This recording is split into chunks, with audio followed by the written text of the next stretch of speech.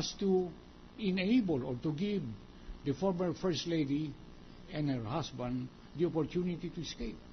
And then third, sir, distorting the Supreme Court decision on the effectivity of the TRO. And this is what the good Justice Secretary is testifying on. So do I get it right? What you're saying, kung ordinaryong desisyon, walang conspiracy, walang influence ng kahit sino, walang partiality, kahit hindi kayo agree, hindi impeachable yon. Kasi ang dali po kasing humusga dito dahil unpopular si Presidente Arroyo. Could you imagine if she was very popular and 90% of the people wanted her to leave? Would we be having this impeachment proceeding? So as senator judges, we have to make that legal distinction. Hindi kami pwede kung ano popular lang, dun po kami. No? So I'm trying to find out what makes it betrayal of public trust. So what you're saying, it's number one, it's the partiality that which you will show with the dissenting opinion and the testimony of this witness. That's correct. And then yung pong distorting and yung pong giving a chance to escape are conclusions based on the actions and on the partiality. Hindi, yung distortion po, pinaliwanag yan eh. Maliwanag po yan sa dissenting opinion ni Justice Sereno. Yung butuhan, isang halimbawa. Opo, meron po yun sa dissenting opinion, pero may sagot din po kasi ang defense sa kanilang answer. And kung i-compare namin, halimbawa po, no, kahapon nag-decide ang Senate President na hindi tatanggapin ang ebidensya tungkol dun sa free tickets. Collegial body po kami. Wala po sa amin tumayo, even if some of us may have disagreed or agreed. Pero, and of course, the Senate President has a lot of influence on us. Although pare-pareho kaming senador, he is the Senate President. But do you file a case only against him and not the whole Senate? Yung po ang sinasabi nung defense that we want clarified because marami din punta nung. So are you saying that there was a conspiracy here and the leader of the conspiracy is the is the Chief Justice kasi siya nag-influence sa iba? So are we also going to hold the others accountable? Kasi ang nag-issue ho ng TRO yung majority. Mr. President, just a 30-second extension. Go ahead. I'll give you 2 minutes. Thank you, sir. Yung binabalikan ko lang, klaro po sa akin na yun yung partiality at yung sinabi po ng dalawa. But yung question ko po ng ang mali ba sa pag-i-issue ng TRO ay yung Chief Justice lang ho ba? O lahat ng Justice na pumirma?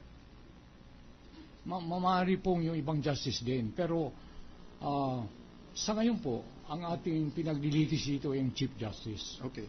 Sabagat yung pong mga nakasulat sa dissenting opinion ni Justice Sereno, yung mga ginawa o the acts done by the Chief Justice were apart from certain acts which were together with the other justices. The reason, there were certain acts that were his own.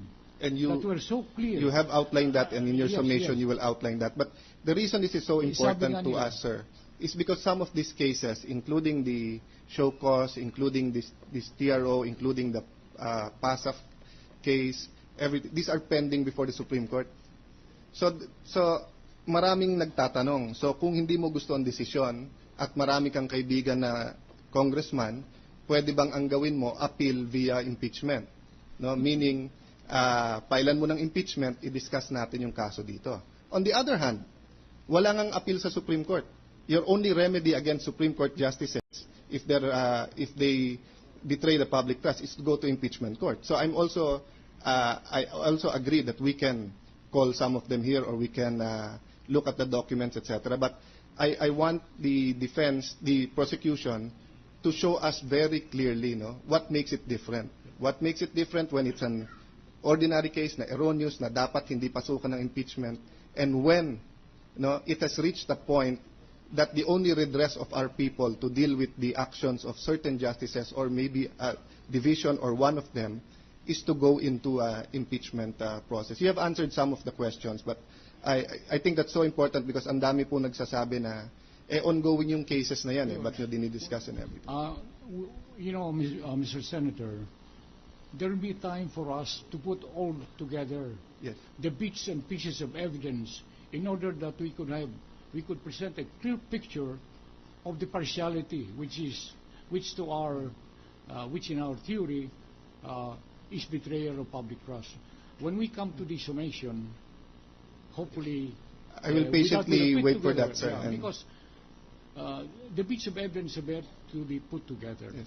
You cannot take one act, questionable act of the Chief Justice or any associate justice in isolation. Well, sir, Yeah. I appreciate your answer na linawan po ako ng konti. I was hoping kasi na i-represent nyo yung excessive entanglement kasi tingin ko nakakabit yun dito eh. Kasi kung ipapakita mo gaano kalapit kay Presidente Arroyo, ang Chief Justice, and then ang kasunod kung ano, but since hindi nyo na present yon, pero hindi naman kayo nag-flip-flop, no? Nag-decide lang kayo na wag i-present yon. That's why medyo pinangunahan ko lang ng konti kasi we have a tendency na kung saan-saan napupunta minsan important issues, no, dito. That's why I stood up to clarify this, and also concerns ng defense to eh. Ilang beses na nila tinanong na ongoing yung case eh.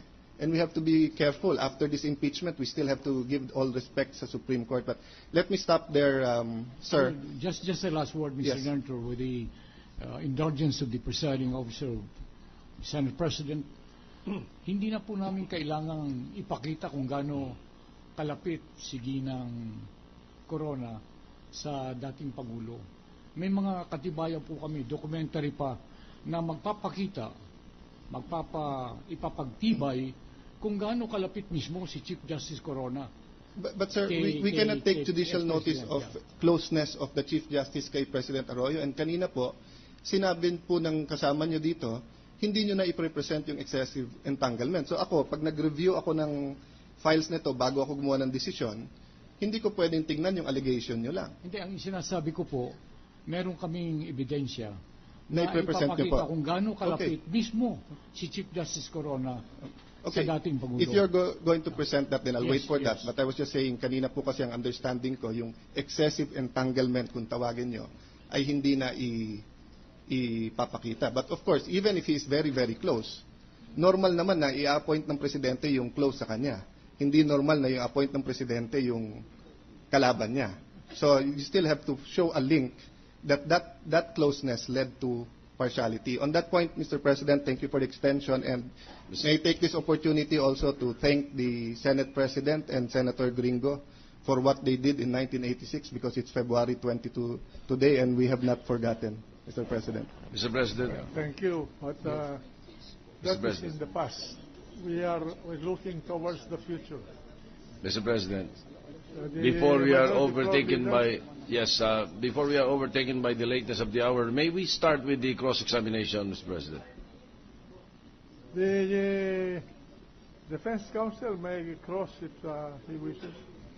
Okay, just a couple of questions, Your Honor. Proceed. On the assumption that we will be granted to continue at tomorrow's hearing, Your Honor. Proceed. All right. Thank you, Your Honor. Good afternoon, Madam Secretary. Good afternoon, sir. It's nice to see you around. Same here. Now, once upon a time, this representation was also a Secretary of Justice, the department you are now handling.